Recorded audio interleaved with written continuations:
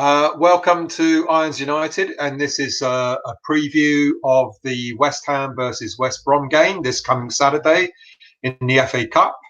And of course, it's Slaven Bilic's return to West Ham since he managed us, what was that, 2.5 years ago, Alf? Yeah, it was, yeah. How do you think Slaven is going to feel coming back to compete against West Ham? I think there's going to be quite a bit of emotion, actually. I think there's going to be, for him, I think for a lot of fans as well. I think there's going to be a lot of fans who are going to want to see him do well. And obviously, Julian Dix is in his backroom staff as well. I think there's going to be a lot of mixed feelings from them, but also from some of the players that are around at the time. With Slav there. There's a lot of ill feeling there as well from both of them. Slav and Julian Dix about the club as well. Yeah, there was something. I mean, I've only just come back, arrived back from holiday today, and I caught a quick glimpse of apparently there was some reports. Slaven was talking about the training facilities and telling Karen Brady to keep it basic or something like that because it wasn't a holiday camp or something. Did you catch that at all? Because I'm afraid I haven't read it myself. I got the gist of it as well, though. Look, I mean, there's a lot of feeling at the time that Julian Dix especially was saying that a lot of the players just needed to butt their ideas up, a bunch of chances really, and 2.5 years on or 3 years on or whatever it is, and it's pretty much the same thing, isn't it? And it kind of feels the same way with Pellegrini. It seems that we've sort of gone full circle where a bunch of chances under Bilic. But was that more down to Bilic's management style and not getting the players to do what they should have done rather than the players getting away? Did he allow the players to get away with the way he managed the team? I just don't think we'll know. I don't think we'll ever know because the problem is that he had the perfect storm that he had to deal with. He was coming off a good last season at the Upton Park, and then we go into the London Stadium with all these promises, and they just weren't delivered. And then you've just got everything that could go against us did, and the team were underperforming. The players that we got in on the cheap just didn't perform as well. And then obviously the Payet thing, and then we've got the rumours today of Payet potentially wanting to, or the club approaching Marseille for him to come back as well. Do you think that's really? I know this is meant to be a preview of the game, but let's talk about that for a minute because that's obviously today's big news. Yeah. Do you think it's a real surprise? I get the feeling that we seem to be going round in a full circle. We've got Moyes back. We've got the demonstrations going on, and now we're linked to Payet. Are we stuck in some sort of time warp? I think we are, and it's ridiculous. I mean, it's just the whole running of the club backwards and forwards. Nobody wants to come to us. Who wants to come to a club that's just about to be relegated? And nobody. You're not going to attract big time players. We've left it way too late. That's it. So the only thing that we can hope for now is that we're going into the game against West Brom, and we can build and get a result. There has been some fans out there, I'm sure, who want us to be relegated and who want us to be have a poor show in the FA Cup because that will add fuel to the fire against the board and everything like that. I get it, I understand that, but we can't think like that. We can't think that we want to lose. We can't think that we want to get relegated, and we certainly can't think that just because Slav's coming back, all of a sudden, we should hand them a win. No, they're opposition, and that's it. We've got to go for the win. Those players have just got to pull the finger out, basically. Is this our opportunity, Alf? Is this our opportunity to get ourselves back on track? I mean, West Brom are top of the Championship. They're doing really well under Slaven. They've got 50 points. They've got 53 points so far this season. And they're only a point ahead of Leeds. But they're leading the Championship. They're doing really well. Of course, we know Diangana has made a massive contribution to that. And the massive irony is that we lack pace in our team, and yet Diangana, I know he's injured at the moment, but Diangana has got pace to burn, and he's done really well there. Is this a chance for us to show that we've got some fight in us? I mean, you know, the season's not over yet. We're not relegated yet. We're in damn danger of being so. Sure. Now, and I've heard a lot of fans saying that, well, we'd rather win the FA Cup and go down. I'm not of that ilk, to be honest with you. No. You know, I did say in a post, and I've said to you, you know, you and Anton in our chat, that I'm at real odds with relegation. You know, I think it'll be a disaster for us in one way, but it might be a good thing in another. But not a good thing in sense of that we'd come straight back up, because I don't think we will.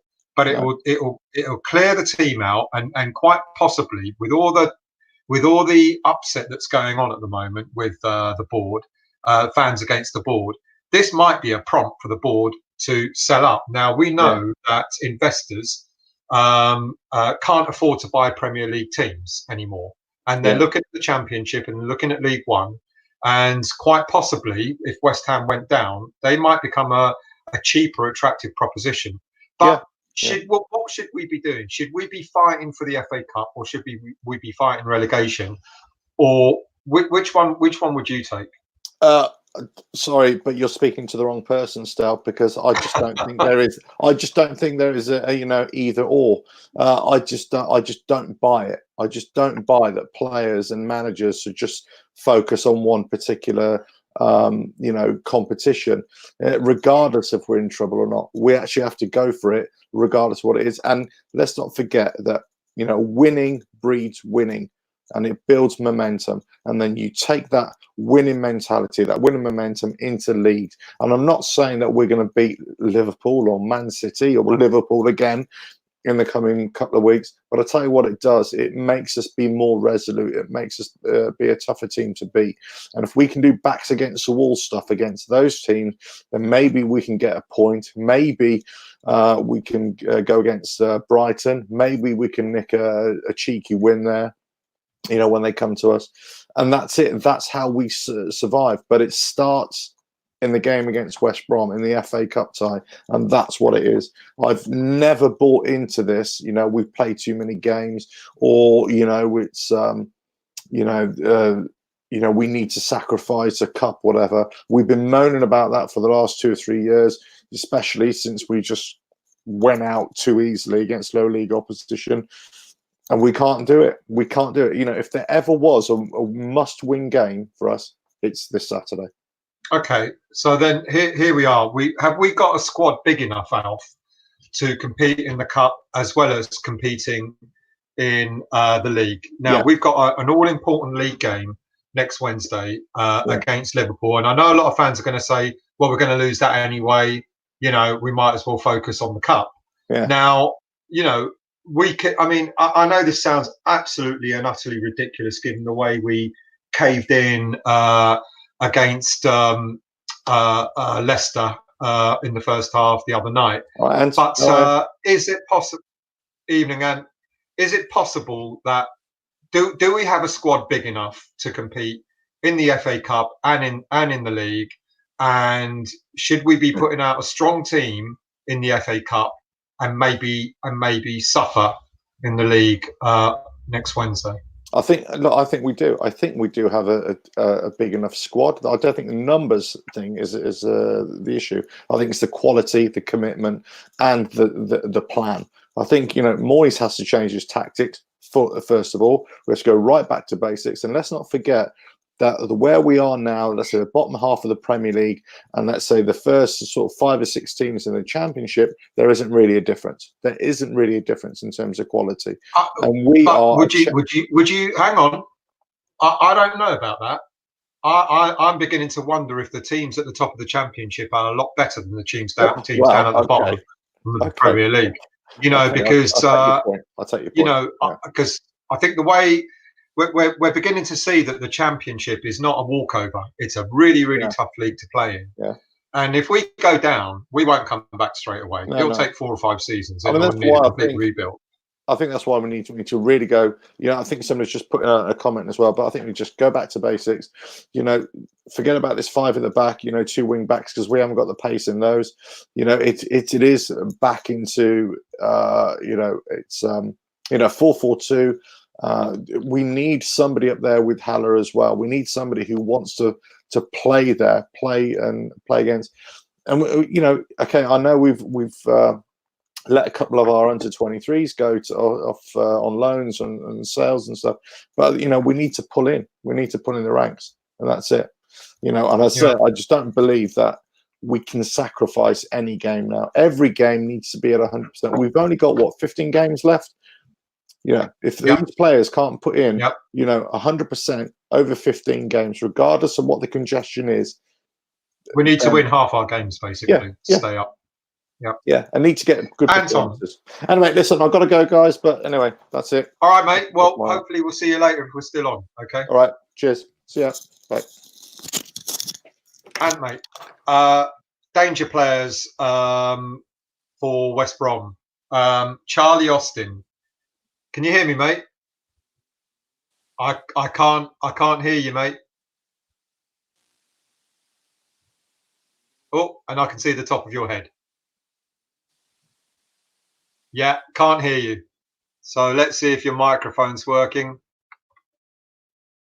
Oh, he's gone. It's usually me that's got the problem with the system. So anyway, we'll wait for Ant to come back. He'll be back in a minute.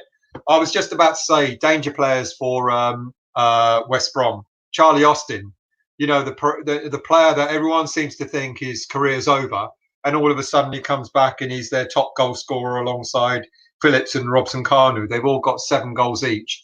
And then, of course, we've got our own Diangana, who I know is not going to play against us, but he's a danger player. And Pereira, they're sharing the goals at the moment, West Brom. They've got quite a number of goal scorers amongst them. They're not they're at the top of the championship for a reason. They're doing really, really well. They've scored 50 goals this season so far. Which is a fantastic achievement. And they're staying on top of that championship. They're doing really well. I think they're going to come at us quite easily on Saturday. I don't think it's going to be that easy for us. Anton is back. Hello, mate. Can you hear me? Can't hear you. Oh, I can hear you now. Yeah, you can hear me. Can you hear me? Yeah, I can hear you. Good. Sorry. We're talking about danger players, mate, and I was just running through the list of players who are scoring for West Brom. So we've got the perennial, the forever maligned Charlie Austin with 7 goals. Yeah. Phillips, Robson-Kanu, all on 7. Diangana, I know he's not going to play against us, but Diangana, Pereira on 5, Ajayi on 4. They're sharing the goals out, mate. I think Pereira's missing for the game. I believe. I think he got either he got a sending off or another booking, or I think he's out for 3 games. So I think he's missing. I think that's going to be one of the biggest misses for West Brom. Of course, Diangana is going to be missing for West Brom. So that's going to be another big miss. But for me, there's always going to be the fear factor of a player that West Ham were linked to and all the problems that were caused over not signing him. He never had a knee. And I mean, to be honest, still, would you have Charlie Austin at your club right now? I mean, I would. I don't care what. I would have any player that can score a bloody goal in my side at the moment. Exactly. And what's really concerning is all these comments that are coming out about, what we may or may not do in the transfer window is a massive concern, because we need a striker, we need a central midfielder, and we need a right back, and we need a left back. But apart from that, we're all right. But it goes all the way back to the summer. Like when we look at the window, I mean, we could be doing this all night talking about the past and etc. But we sold. I mean, we brought in Ajeti, we got rid of Hernandez. Like, I mean, the guy's not even. Here's the irony about Hernandez: he's just gone to the MLS for more than we sold him for. Yeah, absolutely. He's going to be, if not, I think the highest earner in the MLS. Why could we not have done that? I mean, why could we not have got a good deal? I mean, why did he have to go to Spain in order to get a good? Oh, we don't have. mate. We don't have. All right. We don't have the structure. This is for another show. This is for another show. Absolutely. Yeah. All right. This is about West Brom, West Ham, West Brom. It's a preview. Sorry, we keep going off track because there's so much going on at West Ham at the moment. Yeah, you know, so much happening. It's just, you know, you just don't know. You know, I've been away for almost a week, and the number of things I've got to talk about on the weekly show on Sunday, you know, I'm going to run out of time. You know, there's just so much going on.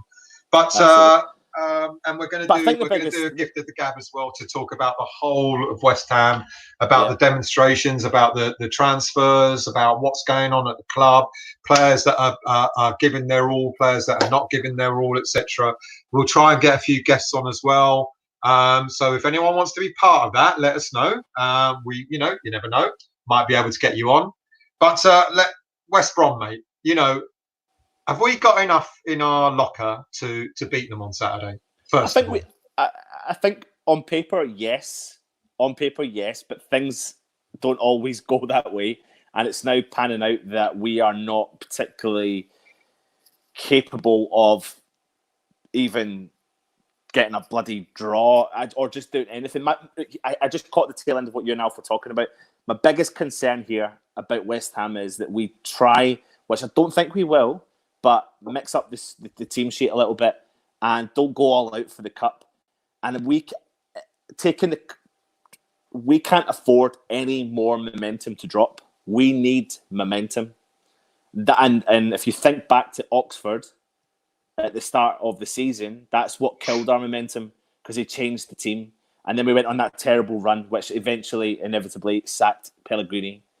And Moyes has stated, I mean, I don't think Moyes can go back on his word. And I think, you're saying Premier League's the be-all and end-all for safety, but we all want a cup run. The players need to prove to the fans and to West Ham, just in general, that they can turn up on the day. The biggest concern we've got here is there's just so many connections. Slaven Bilic has got a point to prove. Charlie Austin's got a point to prove. And it's the cup, and anything can happen on a cup day. But for me, we need to go all out for this game.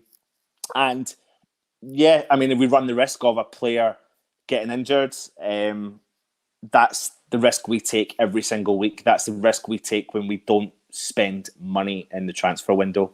And if we don't spend money in the transfer window, we are going to rely on players like Antonio, and he's only back from injury, and we're going to expect him to play. I don't think he'll play 90 minutes against West Brom, but we'll get on to West Ham team in a minute because it's going to be interesting what the selection is going to be. Here's some stats about West Brom. They've scored 50 goals this season.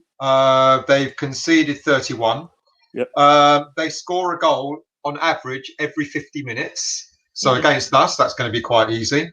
They concede on average every 81 minutes. So, you know, they don't concede that many, or it takes a long time for anyone to score against them. And as I said earlier, they're top of the league. They've got a number of top goal scorers all on 7, so they're sharing the load. Their style of play, Bilic is playing a style of football that he played at West Ham. So is Moyes going to match him? Is Moyes going to continue with a 3-5-2 formation or a 5-3-2 formation while Zabaleta is still first choice at the moment? I honestly, I know we're on a show and I know we're on an opinion show, but I really don't have a clue because I feel like we're again back to this whole week in, week out changing. Moyes, it's expected. He doesn't know who his best team is. That's expected. He's the new manager that's come in with a new squad. He said he's going to take the game serious, but there's some rumours kicking about that maybe you'll see Ogbonna, Balbuena, and Diop play together. There's rumours that Winston Reid will probably get a run out on Saturday, maybe not starting, but come off the bench. What do we do then with wing-backs? I mean, Masuaku will be on one side. That means dropping Creswell. And Tone's comment on here, now that Noble has lost his legs, putting pressure on the wing-backs, which I kind of agree with. Putting Masuaku as central midfield. I actually don't think Masuaku is a strong enough player to play in midfield. I'd barely put him in any part of my team, but I'd put him as a wing-back, only if I'm forced to. Would you put someone like Masuaku in the middle of the pitch? No, I wouldn't. Absolutely not. And I don't think that will happen, to be honest. I think you'll see Carlos Sanchez more than you'll see Masuaku the middle of the park, whether you like it or not. He's still a professional footballer that's there. He's sitting on the bench. He's appeared a couple of times this year. And I've seen that comment come in now. I actually think 4-4-2 is our best option for this game. A flat back four in the middle, working hard, supporting Sebastian Haller up top with, hopefully, it's got to be... I mean, I don't know what I think of Ajeti. He's not had a chance. So, he's not had a run of games. He's not started. I don't think he's started a game for us, has he? No, he hasn't started. No. I can't remember if he started in the cup or not. And I was there against Oxford, and I think he probably didn't. And the only thing we've got to show for Ajeti is that in the last 5 minutes of the last game, that when he got his red card and it got rescinded from VAR, was the fact that he ran around and looked like he cared a little bit, but it was only 5 minutes. So I think a flat 4-4-2 is what West Ham actually need to do. And we need to support. We need to support Sebastian Haller. I mean, I don't know how many more times. I don't know what it is. I don't know why managers are just so desperate to leave people isolated up top, or managers who are managers of West Ham. Did you think that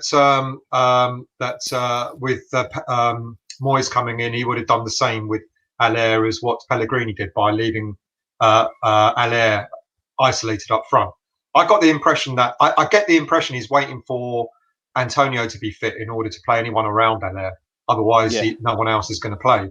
He seems not to trust Ajeti, but maybe Saturday is the opportunity to sort of demonstrate, to prove that maybe Ajeti can be a Premier League player. Maybe. There's a comment here.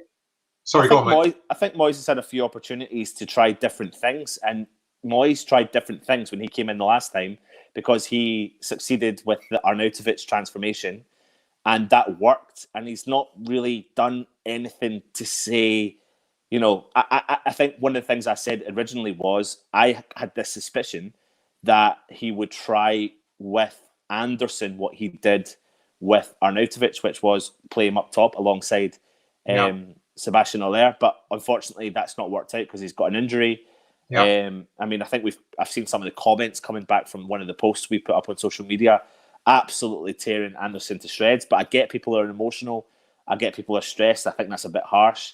But I think if Anderson was fit, I'm not surprised, and wouldn't be surprised if we saw him up top, potentially supporting Sebastian Haller. But we're just relying on Antonio again so heavily, and my concern is because he does run himself into the ground still. He'll get injured again. He'll get injured again, and I don't think he's an injury-prone player. I think when he's on the park, gives West Ham fans what we want, but that's a lot of pressure. Takes it out of shoulders. Yeah. Now, I think we've got a West Brom fan online, Jack Willits, because he's just said you'll be getting a West Brom B team and win comfortably. Well, I hope so, mate, because what we're contemplating on is whether we're going to play a B team against West Brom as well, because we're in a really sticky situation at the moment, because if we play all our top players, what's left of them who aren't injured, there's a chance that we'll get more injuries. And I know we started off saying, the next game's Liverpool, and a lot of fans will probably turn around and say, it's Liverpool, we'll lose anyway, so we might as well go for it. But we've got a lot of injuries at the moment. We are suffering with an awful lot of injuries, as usual with West Ham, and our strength in depth is nowhere to be seen. So what happens if we start, say, for example, with Antonio on Saturday, he gets injured and he's out again for another 3 or 4 weeks? That's going to be quite damaging to us. Yeah. But they've got to have the confidence in the player's fitness. He's a professional footballer at the end of the day. I don't agree with this whole, you heard the comments about Fabianski taking goal kicks on a winter's night. The guy would have been taking goal kicks left, right and centre in training, and they would not have put him in that side. That was just an absolutely freak incident. So, if he's fit and he's raring to go, I don't think I'd play him for the 90 minutes, but I'd give him something because he's a professional footballer, so I'm not worried about that side of things. I think I've seen tonight that Snodgrass is potentially available, but they'll probably rest him because I think he did take a bit of a knock on the game. So I think it'll be interesting to see what they do with him. I think we're going to see there's forced changes, but honestly, still, I feel like every single week we're back to this square one again, where we're like, what is West Ham going to do? Who are they going to put out there?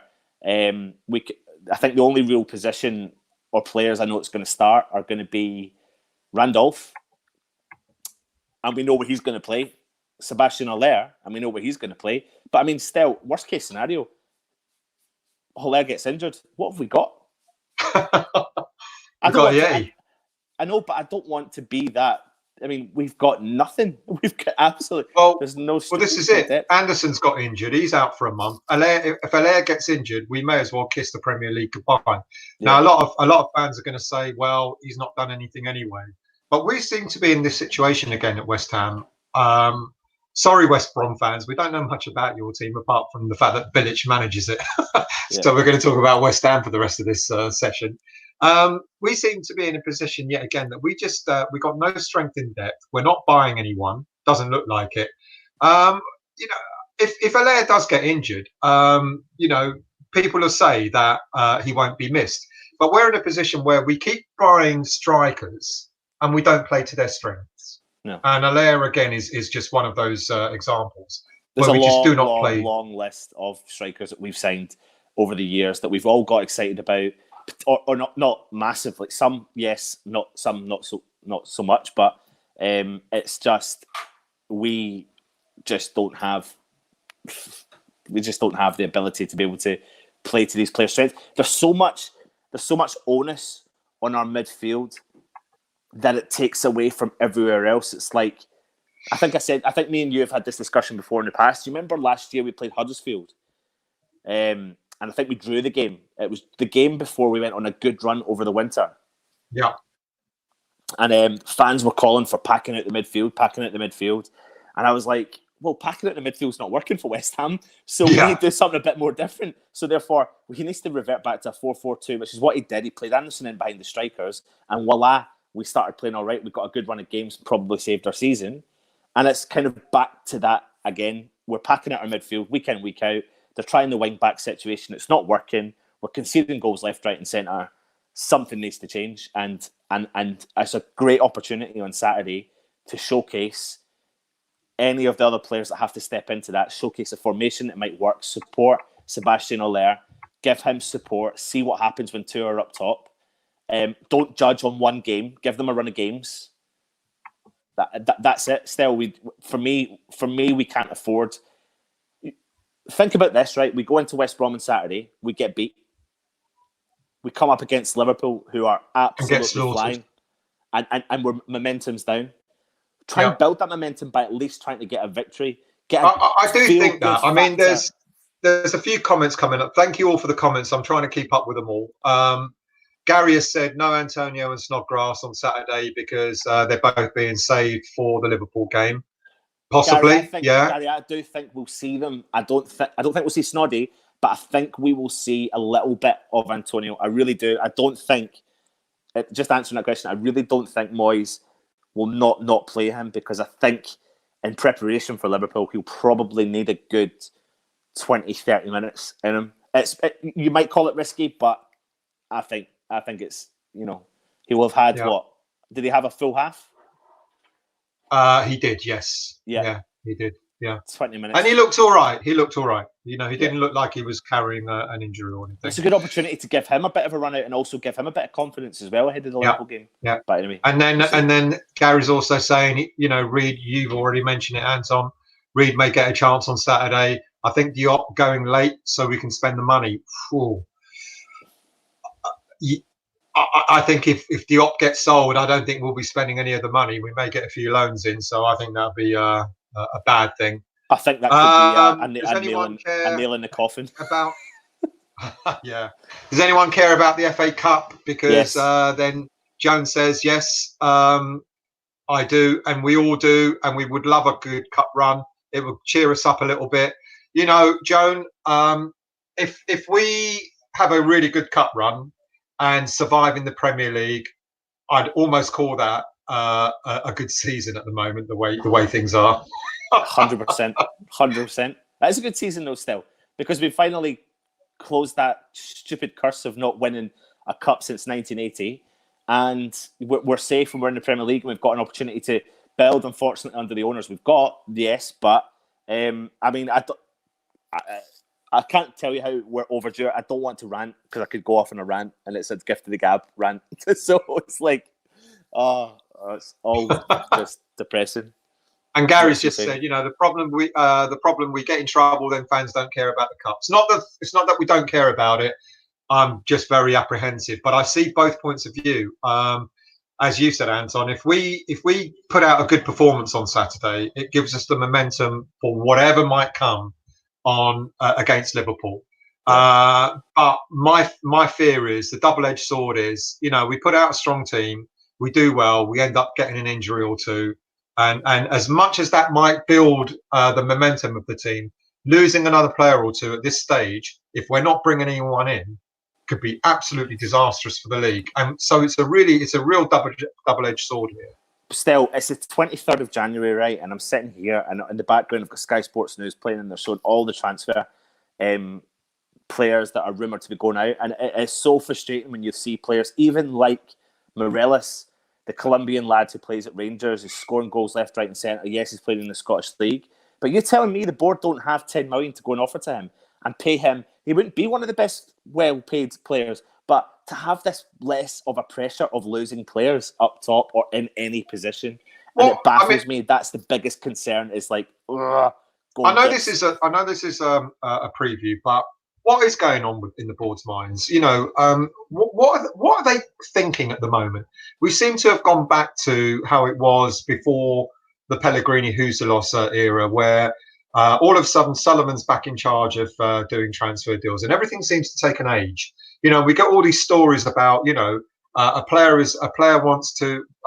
team want to sell a player for 20 million, and we go in with a 12 million offer and payments over 15 years and all this sort of rubbish. Do you think the board are actually going to buy anyone or loan anybody in this window apart from the goalie that we've got? Our history says no. Yeah. I think our history. So, are they confident then? Are they confident then that we've got strength in numbers in order to compete in the FA Cup and stay in the Premier League? No, well, unless they're completely deluded. I genuinely believe that a couple of people on that board are childlike, and it's a little bit like they're playing that game that I played once upon a time when I was like 16, not for long, but like a Championship Manager, a computer game where they're in control of a club and there's and they take the odd guy. It's when you listen to like comments like Sullivan says, the fans called for a new manager. We gave them the new manager. Yeah. Look what you knew that was coming, didn't you? And then he says, look what happened because you wanted your way. We gave you your way, and now we've given you your way, and it didn't work. Yeah. We're back in charge. We knew that was coming. It's childlike. It's playground stuff, and it's. But we can't take away from the fact that these guys are multi-billionaire businessmen, but if you just invest the money. I don't say as I keep being told by fans, they are rich, but they're not cash rich. They are asset rich, which is a massive difference. And apparently, when we did spend £100 million a couple of at the beginning of Pellegrini's reign, that money was borrowed rather than it coming from them. And that seems to be the problem. And I can't remember who it was that said it. You buy a Lamborghini, but you can't afford to run it. And that's what it seems to be. Matt said it, the other day. And Joan is asking, what youngsters can we choose? Well, here's the interesting thing. We're not buying anyone, or it looks like we're not going to buy anyone. And yet we go and loan out our best youngsters. Connor Coventry, we've sold Joe Powell. Nathan Holland has gone out on loan. They've extended the loan to Cullen in his Charlton. That's been extended today. And so we're not buying anybody, but we can't even call on some of our best youngsters either because they've just all gone. So Joan, good question, because we actually don't know which of the youngsters are likely to play, and the youngsters that have been used in the last couple of games on the subs bench have been defenders in order to almost to fill the numbers. But when you look at the youngsters, playing in midfield or up front, they haven't been put on the bench because either they're not good enough or well, I don't know. I don't know what. So Joan, I don't know. We don't know who's going to be bought over from the under-23s, because it looks like we haven't got anyone from the under-23s to select, and that's another fear. So we're not buying anyone, and we're not able to call on any decent youngsters. Yeah. Jack, we thought about Diangana, played 30 minutes, then next week he's done in 90 seconds. Oh well, story of our life as West Ham fans, Jack, I'm afraid. Yeah, absolutely. So Bill has just made a comment. Business plan was drawn up and it showed in the transfers. Buy young, hope one makes it, sell for profit. Well, buy young, but Diop is probably the only one that we bought that's of any worth. But I tell you what, Bill, on Bill's point, would you take what Tottenham have done? If we could swap positions with Tottenham, I'm pretty adamant most West Ham fans would be delighted with that. And what Bill just said there is exactly what Tottenham do. They take up a lot of the young talent, sell it on. If it doesn't work out, still make a profit. Find the odd diamond. And that's fine if you've got that model throughout. And we did a comparison, or I did a comparison with us and Leicester a few weeks back, and Leicester's business model, where they've got a plan, they buy players, and players have to fit into that plan, into that scheme, that setup. And what they'll do is they'll not only buy young, but they'll also go and buy Johnny Evans, for example. But they've got to make sure that they fit into a particular scheme. But the young players they buy, they go and sell for, like Mahrez and players like that, they go and sell for fortunes. So that's the big difference. So buying young and selling on is absolutely fine if you've got the business model of replacing that young player with like for like. But we don't seem to do that.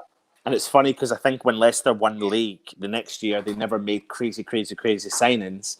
And some of the fans, the kind of the neutral fans were looking in upon them going, why are they not signing these big players, blah, blah, blah. That's because the owners were building infrastructure at Leicester City, giving them the best facilities, giving the youth the best facilities, setting them up for a lifetime of success. Now, did you see the statement today that apparently Bilic has said that he was involved in the training ground? I asked.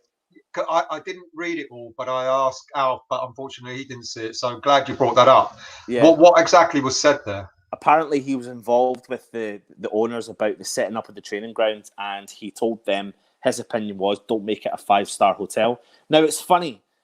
When he says it like that, it makes sense. And I get what Bilic is saying, but if every single club, including League One, Championship, League Two, are doing that to that level, I'm back. Are doing it to that level, then we need to up our game. Alf, we're talking about the statement that came out today about Bilic being involved with the owners in the whole setup of the training ground, and he stated to Karen Brady, don't make it a 5-star hotel. Which makes sense to me. When I read it, it actually does make sense. But then equally, reversing that whole statement, if every other club is making it a 5-star hotel and West Ham's the only one that's not, then is it an attractive thing? Like when players are walking in and looking at those porter cabins and thinking, oh my God, what is this place? And West Ham don't have a track record of great injury success. So is that down to the medical science team people we've got? I mean, it could be something that's taken out of context as well, and also it could be something that he might have been saying at the time. Right, just focus on the transition. Focus on other aspects. Don't worry about the quality of the training facilities right now, because let's face it, it's training facilities. It should be fine. That's something you can invest in the future. I mean, it could be something like that, which I kind of agree with actually. I think, well, you don't actually have to have the best training facilities in terms of 5-star hotels, but you need to keep up with the times, definitely. And they needed to invest and reinvest in time, which they just haven't done. It's as simple as that. Someone came onto the chat just about 2 minutes ago before you came on, Alf, and they said that the business model's been made up by young, sell on for profits. And it kind of made me think about the Tottenham model and think about, as West Ham fans, would we like to swap positions where Tottenham are? And Absolutely, we would, because their model is that they go out and snap up all the young talent, and whatever one makes it stays in the side, and whatever one does, players don't. They sell them for profits. Yeah. And that's their kind of business model, and it seems to get them. Maybe they don't have a championship, but I'll tell you something, would you not like to be in the Champions League, get to finals, potentially challenge for the top 4 year in, year out? Like, that's what we can't do because we don't have a business model. Our business model is to sign a player to appease the fans just for the sake of spending money. Yeah, they are business people, but they are not footballing business people. Yeah. There's a difference. There's a big difference. And the reason why we've struggled since we certainly under their, guardianship, certainly since we've gone to the London Stadium, is because of the lack of proper investment within the structure of the club and also within the squad of players and the new youth coming through. You can't just keep on throwing money at stuff if you're in trouble. You can't sort of say, right, oh, we've got a new manager, that's a we'll believe everything he says type of thing. Yeah. So you spend money on these players and you think, well, actually, these players don't even fit, or they're not even good enough, for us, or they're not good enough for the Premier League. That's bad management. That's bad financial planning and sense. You got to look at them as owners and look at the whole club, not just them as owners, but the whole club and just everybody in that club, and this is from the tea lady all the way up, and say, let's take a long, hard look at ourselves. What the hell is going on? What are we doing here as a club? And, that's the thing. You talk about, where has all the money gone? Well, the problem is if you're not at this level, the Premier League, if you're not reinvesting everything into that club, then you haven't got a chance. You will be found out within, a few seasons, and that's essentially what we've done. They are not the kind of owners who will take whatever profits the Premier League is given, the cash cow that is the Premier League, and they don't have many overheads at the stadium. What they do have is overheads or a large wage bill, but that's no different from any other Premier League. They've got a large wage bill, it's exactly the same as everybody else. So what they need to do is say, right, okay, we're going to take that money and we've got to properly invest in the squad. And if they've given it to Bilic, and if they've given it to Moyes the first time round, and if they've given it to Pellegrini the first time, when he was there, and now, we wouldn't be in this position. No, absolutely not. I can't help but think back to that Sky Sports day where they reported straight after the last game ever at Upton Park, and Sullivan sitting there smug as you like, saying we've just put into of our record-breaking transfer offers, and we've subsequently found out it was for Lacazette and Batshuayi. Yeah, I just wonder if the board had backed Bilic there and then, and actually, apparently we missed out on Lacazette. Was it by the difference of something like 10 grand a week or something? Yeah. I think we missed out on these two players by minimal amounts of money in footballing terms. Yeah. I just wonder how different things would have been if, because bringing in those two quality players, and adding maybe one other quality player in the midfield, and then building upon that year upon year, that's, you've got to think to yourself, what would that have done? Would that have made a difference? I can't help but think it would have, and that's where that was that moment. It was that transfer window closing, ending up with Zaza, that made me just go click. Something's not right here, and I just felt like I was a year and a half too late with regards to my having a voice about why we shouldn't have moved at the time. Yeah, I think we as a club, in my eyes, are very similar to Newcastle in this one same regard. We have a fan base that collectively really can't stand the ownership. Okay. Mm-hmm. So we have a fan base who's largely been really frustrated with the team.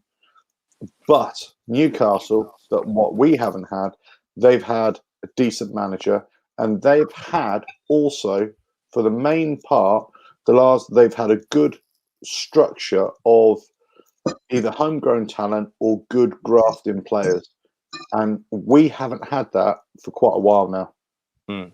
If you take Creswell, Snodgrass, Noble, Rice out of the equation, most of our players are just not there. They just don't have that grit and steely determination that we need to stay in this league and even compete. So where the owners have failed, you either go one of two ways. You either back the ownership, back a manager to improve the squad and start buying your marquee players, let's say, or your really top quality players, but you've got to back those up with really good purchases who are going to make a strong spine, and make you've got to have steel in a team so that your creative players can actually get out there and do their bit. Yeah. What we haven't done, we've tried to go out and get some quality players, some skillful players, so like the likes of Anderson, let's say, for example, but we haven't backed the squad up with really good investment of good quality, solid, honest players. And that's the problem. You can't just buy one player. You've got to buy it all. So if you're not going to do that, then the other option is to say, right, we're not going to have marquee players. We're not going to have multi-million pound players on, 200 grand a week. What we're going to have really good, honest professionals who are going to put in their heart and soul for the club, for the team, and they're going to give you 100%. The quality might not be there, but I tell you what, they will keep you in the Premier League. Yeah, and that's it. And that's what we haven't got. Before we come on to our predictions, then one other player I want to talk about, which we have talked about a lot, but I think this is a great opportunity for him to try and showcase some of his old self, really, and that's Lanzini. I need him to step up. He will be playing on Saturday, and I need him to step up. And I think we all need him to step up, Alf. But people could say like he should be stepping up week in and week out, but we can put that behind us now. We're coming into the FA Cup. We're coming up against West Brom. He's got an opportunity. It's the cup competition. Sometimes that can reignite. That can sometimes reignite a player's, season or a team season. That's why I find this particular game really important for momentum, but equally really important for a player like Lanzini, because if we have Lanzini performing to the highest level, and he does that, and he moves into Lanzini at the top level will benefit West Ham against Liverpool. Yeah. Rather than Lanzini at half level, I would rather him just not be there at all. And so that's why I think he's going to get showcased, and he'll continue with the selection of him on Saturday. What is your thoughts? Do you think he will give him the run out on Saturday? I think he will, but I think he's got to play him. He's got to have the formation and the rest of the players around him to make him shine as well. Lanzini's got to be, if he's going to want to have Lanzini as the best player on the pitch, he's got to make him the centre of the of our attack. Yeah. And he's got to make sure that he has the discipline to stay in that position as well, and not go wandering off and try and start dropping into midfield as if, and then when the ball goes up to Haller's isolated, because Lanzini's not there. It's that kind of thing. If you're going to have Lanzini up there with him, you've got to have a strong midfield that is actually going to, ably support. So Fornals has got to play for me. I'm not sure what the update is on Snodgrass, but yes, okay, Rice, Noble, do we stick with them? Possibly, but then who else are we going to get in there to bolster up that midfield? So it actually adds support to maybe Antonio goes up front with Haller, and then Lanzini is just behind, and then we have basically a 5-man midfield, 2 up front, and then a 3 at the back. Something that is just gonna, instead of having 4-4-2, we actually bolster the midfield and really go for it, and actually ram it down their throat. And for once, we actually. Well, that's interesting, Alf, because I don't know.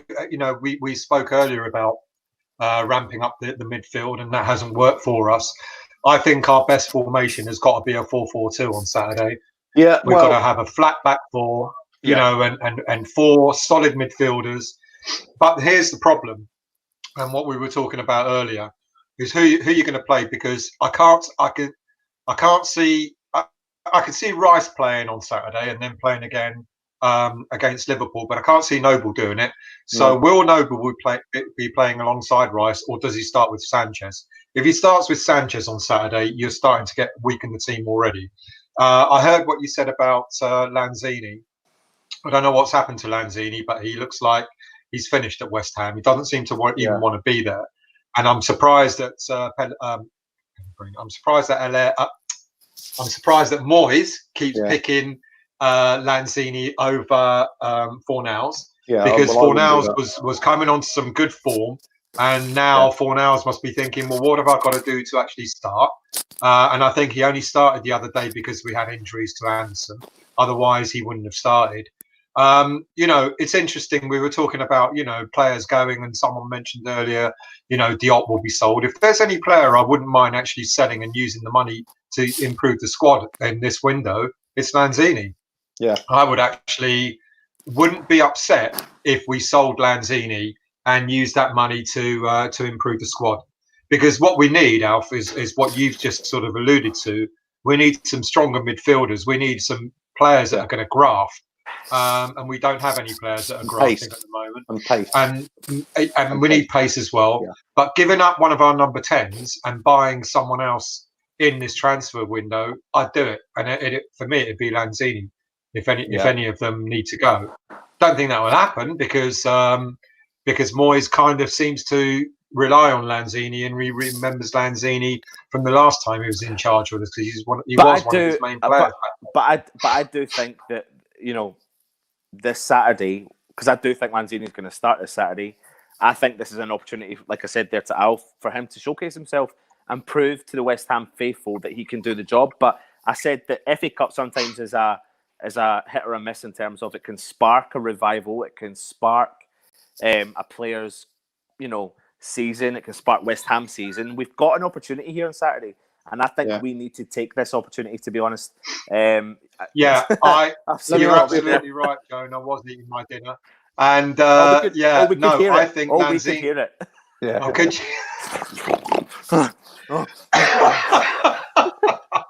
Yeah, eat quietly next time. Sorry about that. I had the mic, didn't I? So I should have been. What about this? I think Lanzini has had his opportunity to shine, and he bloody well hasn't. That's the problem. I agree with you. I think this is FA Cup. What about this? Instead of with Rice, I would never drop Rice. Okay, so Rice is in there in midfield. Does he need anybody with him, like Noble or Sanchez? No, I don't think he does. I don't think he does. It depends on what you want. Depends on what you want to do in a game. If you're going to go out all out at home and go out as an attacking team, your solid back four with Rice holding should be enough in order to allow the other 5 players to just attack. That's but the problem lies in what Anton just said, is we lack pace. So in our minds, that makes absolute sense. And what we should do, we should show our Premier League being an advanced team to West Brom, so to speak. We should show our form and show our attacking form and really go for them on Saturday. But unfortunately, we lack pace. And we're relying on a very dodgy Masuaku and Antonio for our pace. Now, I think Masuaku will actually start on Saturday because of his pace. It's just how he bloody well uses his pace that irritates the hell out of me. If the guy has got the ability to beat players, but then he wants to go back and beat them again rather than crossing the bloody ball into the box. And if Masuaku just sorted himself out and actually got playing properly, the way he got playing for the team rather than playing for himself, he'd be a much more effective player. And then Antonio, I think Anton's right. I don't think Antonio will start, but Antonio may come on as an impact sub in order to save him for against Liverpool. So I agree that we should play a 4-1, a 4-1, 4-2, a 4-1 sort of 3-2 formation. But we need someone up front with Allaire. But our pace, our lack of pace really affects us, and that's a crying shame. Let me ask you a question. Moyes, you're Moyes, right? What do you say to the players before the game? What do you tell them to do? You say, right, okay, now we've got West Brom. This is what I want you to play. This is how I want you to play. What is he going to say to them? I think he's got to play this game like any game. I think Anton's right. We're all right in saying that if you win on Saturday, it builds up the momentum. It gives the team a little bit of encouragement, and he should just be saying to them, "What? If I was Moyes, I'd say, forget what's going on in the league. This is our next game. Focus on it. Let's go out there and play well and win." You know, he's got to throw. You know, it's one of those things. You throw caution to the wind, but what concerns me is being a pragmatist. Is you throw caution to the wind. If we get another major injury on Saturday, that we're doomed for the league. Unless the board are actually ready to bring in 2 or 3 players, either purchased, on loan, or whatever. Because if we do have another injury, losing Anderson was massive for us. You know, and I know a lot of fans slate him, I think unjustly so.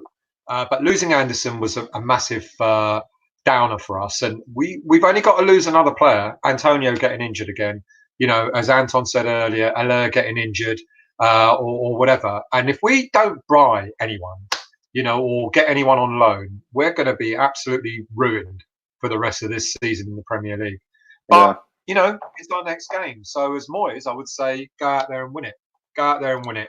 You know, show the fans something, get the fans something, give the fans something to cheer about. Let's build up. Imagine if we go out on Saturday and win handsomely. And then on Wednesday night against Liverpool, the atmosphere in the stadium absolutely could be electric. That's my point exactly. Always my point exactly. You take one game at a time. You give it, you know, everything that you've got, and that takes you into the next game. And that's what we've got. And you know, you're right. Wednesday, Liverpool. Hey, bring them on. Bring them on. If you know, if we get a good result on Saturday, bring them on. And if it means that we get a result like we did last season or the season before, they come to us and they really struggle, and we put on a great performance against them, and we get a point. That's it. Job done. Good. All well and good against the, you know, and for me, look, for me, Moyes has got to do basically one message to me and say, right, okay, we've got to be sharper and quicker with our play. We've got to, you know, as soon as we get the balls out on the width, whatever it is, we've got to put early balls in. On our dead ball situations, you can't, like corners. What was really annoying me in the Leicester game, I noticed it in the last 2 or 3 games, we're packing the 6-yard box. When actually, come out a bit. You get a run on and any header. You know, we don't seem to have any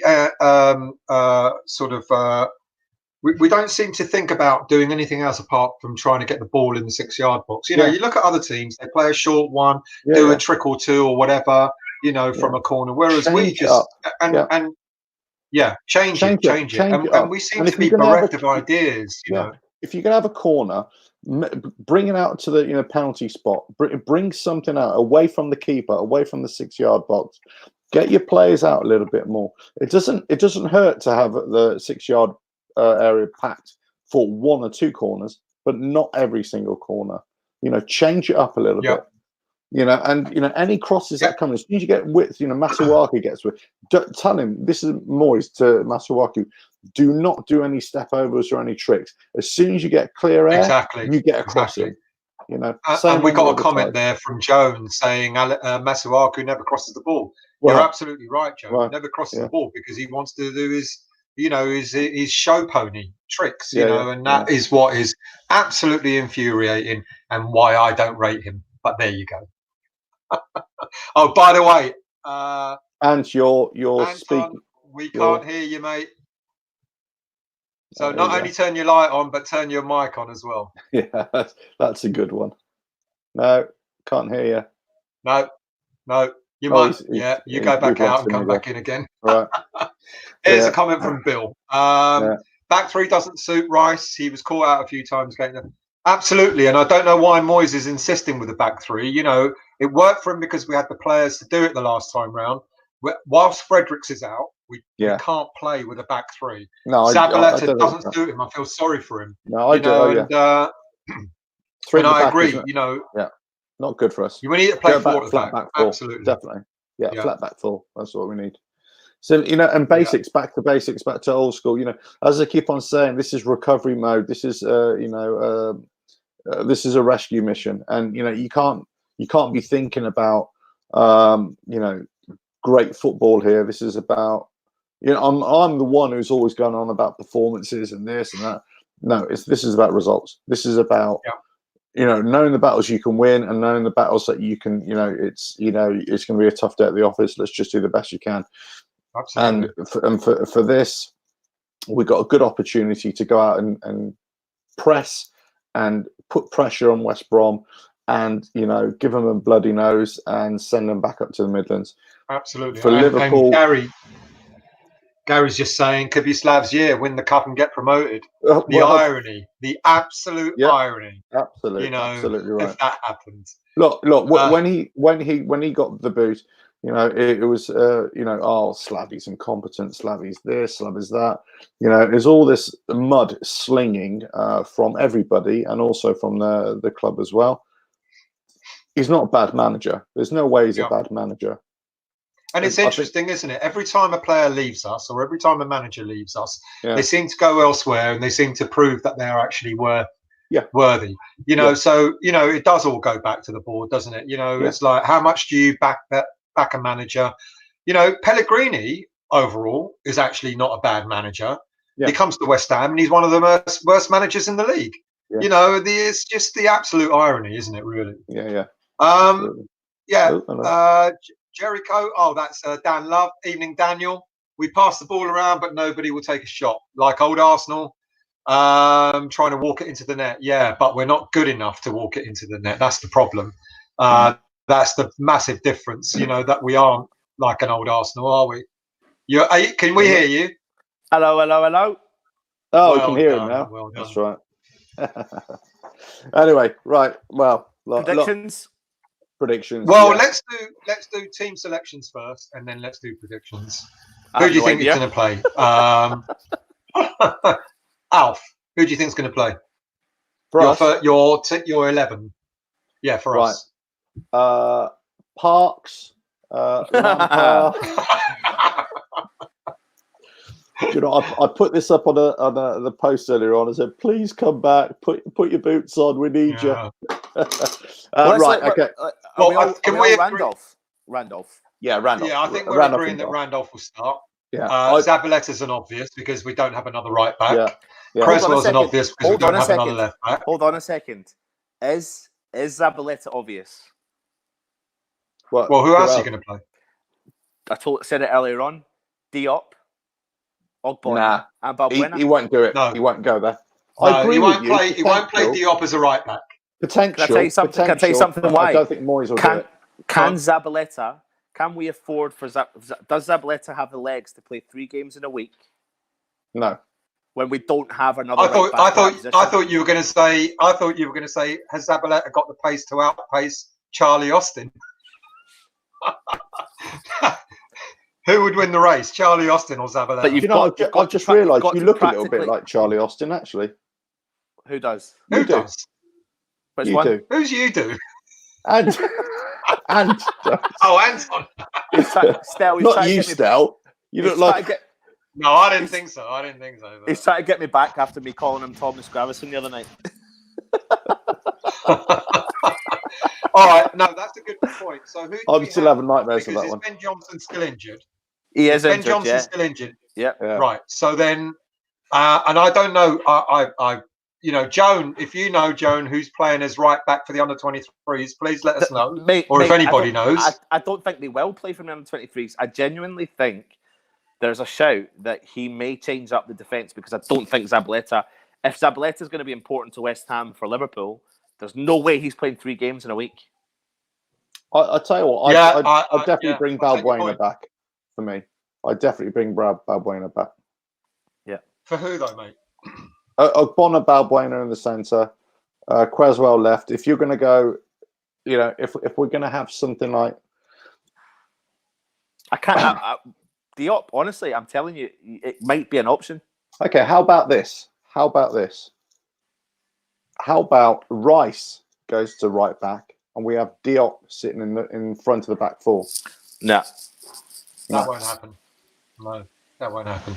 No, I didn't say whether it would so happen. we don't what know. I'm asking you, is it a good idea or not? No, it's almost as bad as Masuaku playing central midfield. All right. Okay, so we don't know who's going to play right back, but we kind of agreed that possibly Balbuena, Ogbonna, or Hammer of the Year, Ogbonna, and Creswell great season, well in done, defence. Right, he's kept us, mate, in it. So don't play him. What's the condition of Yarmolenko? He's out to the end of this month, apparently. So, all right, I'm midfield 4. If we're going to play a 4-4-2, midfield 4. What I think it will be Rice. It will be. Come on, lads. It will be Noble. It will be Fornals. I think Noble will be rested, and it will be Lanzini on the right. Yeah, I think Nobles will be rested, and I think you're going to see Sanchez starting. Oh, please do me a favour. I think you will be right. I possibly agree with it, but again, I think this is going to be really tough for us to guess because can Zabaleta